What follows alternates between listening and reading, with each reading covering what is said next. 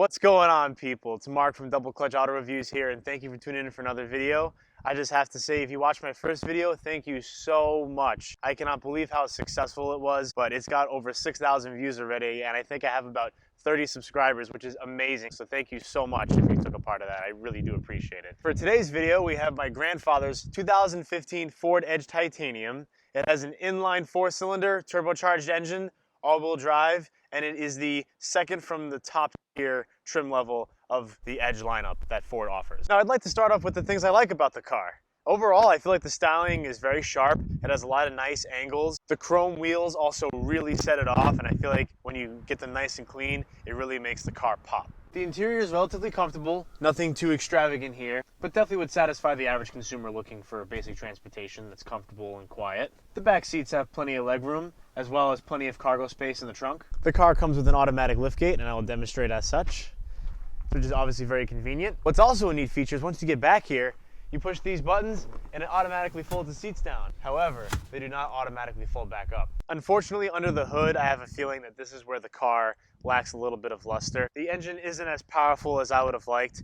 I would definitely appreciate the V6 twin turbo that the Edge Sport model has. This model definitely has enough power to get you by for basic transportation and whatnot. However, I feel like it could definitely use a little bit more oomph when you put your foot down on the floor. It also comes with a built-in garage door opener right here on the sun visor. You can set 3 different garage doors for each one of these buttons. Sometimes the garage door opener isn't such a good thing though. Let's say you park your car outside for the night. You don't park it in the typical spot in your garage that you normally do, and a burglar comes up to your house and sees that you have one of these devices. They could smash your window and potentially just use that and open your garage door and get access to your house. And if you don't have that built-in garage door opener, the solution for this problem would be to just have one of those slide on and slide off garage door openers that you would normally get and just take it in with you if you park your car outside for the night. This titanium is also optioned with a very nice and large panoramic sunroof. It also has this very cool keyless entry system where you can walk up to the locked car with the key in your pocket, put your hand on the door handle, and it'll unlock it for you.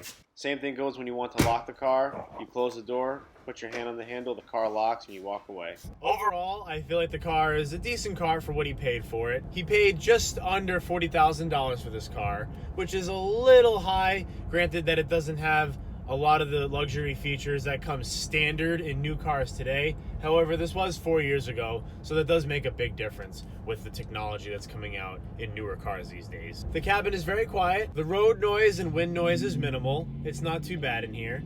Fairly nice, especially for the price point. In the cabin, there's plenty of space. It's very comfortable. It's nice enough to look at. It has some nice trim pieces on the dash and whatnot that give it a little bit of extra flair. One of my favorite attributes about this car is its exterior styling. It has very, very sharp angles. It's a very modern looking car. I really like the way the car almost looks lower than it actually is. Gives it a nice aggressive stance. It also has very large tires, which help with its aggressiveness, especially when driving. I think Ford overall did a nice job of the exterior styling of this car. I think it looks pretty good, especially for an SUV. My grandmother also got my grandfather these WeatherTech floor mats for Christmas.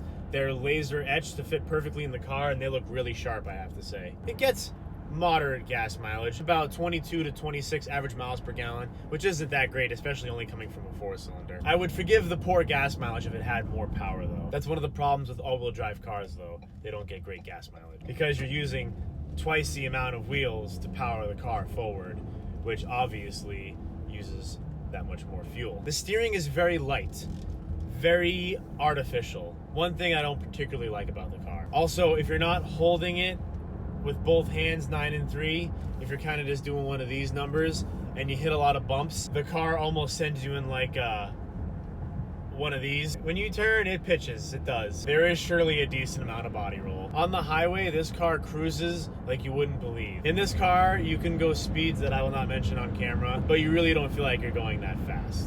It's very, very comfortable at high speed. The brakes are phenomenal. Excellent stopping power on this car. Excellent.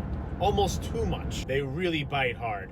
Very confidence inspiring if you need to stop short. And what's really funny is one of the reasons why my grandmother hates this car is my grandfather is 78 years old and he doesn't exactly have the most precise brake pedal feel. And sometimes when he's driving around town, Of course the man doesn't do it on purpose, but sometimes he accidentally hits the brake a little too hard, and they'll both do this, and I'll be in the back, and my grandmother will be like, "Ow, stop it!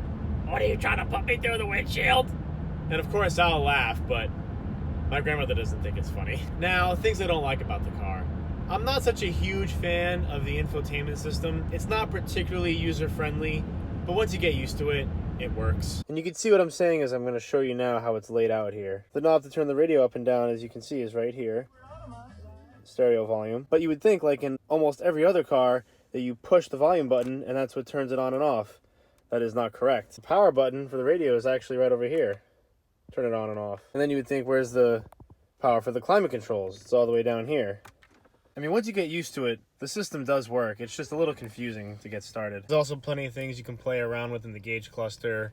You can have your tachometer, fuel gauge, temperature gauge, tire pressure monitor, digital speedometer, intelligent all-wheel drive. This tells you roughly how much percentage of the engine's power is going to each set of wheels in real time. You can see exactly what kind of fuel mileage you're getting in real time, depending on how you're driving. Just cruising now, getting just below 20 miles per gallon. You let off the throttle and just coast, it goes up to 40. It's pretty cool to see in real time. And it's also funny to see when you floor it. It goes all the way down to 2 miles per gallon. And as you can see by that little green line just above 20 miles per gallon, that's your average miles per gallon reading, which is right now 23.3. I really do not like at all this sync hidden center console kind of thing right here. They made it so it's very hard to stick your hand in there, especially if you're a guy and have bigger hands. If you want to plug something into this USB outlet or the auxiliary outlet, I wish they left you some more room to easily unplug and plug in cords. It does have little paddles to shift, which work fairly well. I'm not really impressed with them. They're a little slow to shift. However, you can't really complain because this car isn't designed for real hardcore performance people. It's designed for somebody that's probably just going to throw it and drive and not even going to use the paddle shifters, to be honest with you. Acceleration on the highway is pretty good. It's not mind-blowingly fast by any means, but it gets up to speed for sure. And once you're up there, it cruises. It really handles speed well, no problem. Very, very comfortable at highway speeds. The sound system in here is also fairly good for a stock car. One of the worst attributes about the car is the visibility. The visibility is terrible in this car. Granted, I'm comparing it to my daily driver, which is a 2000, and the safety standards of today are much, much higher than they were back almost 20 years ago. So I understand why they have to make the A pillars and the B pillars much thicker to provide better rollover protection. However, it really limits the car's visibility. This car is pretty hard to park.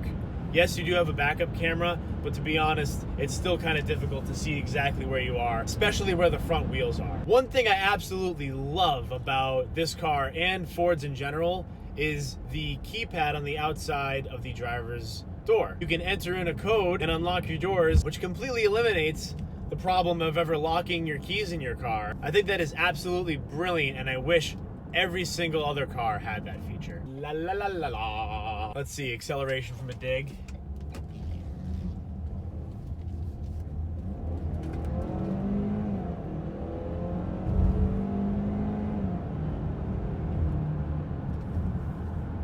It definitely gets up and goes. I just wish it really gave you that punch factor when you stepped on it. I absolutely feel like this car with the V6 twin turbo would make it so much better.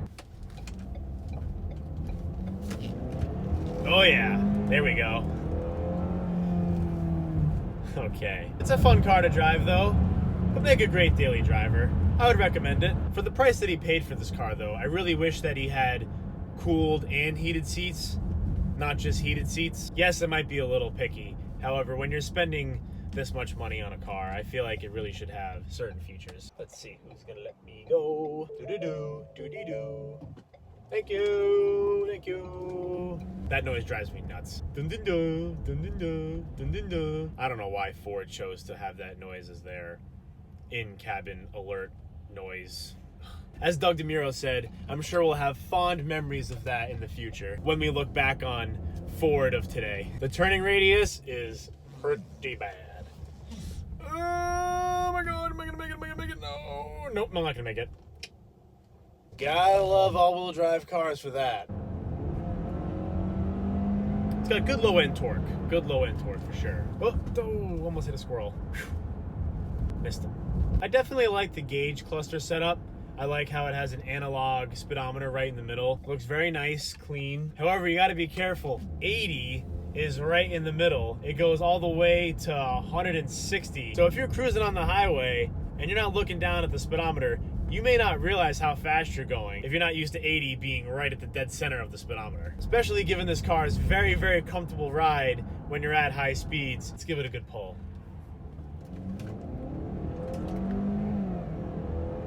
Shifts are slow.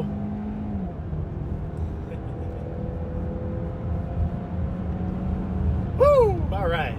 Overall, I really do like the car. It's not bad. Given its practicality, overall comfort, and driving experience, I do think it is worth the money. All right, guys, thank you guys so much for watching. I hope you liked the video. If you liked it, please give me a like. If you liked it that much more, please give me a subscribe and hit that notification bell. It means the world to me. I'll see you guys next time. Peace.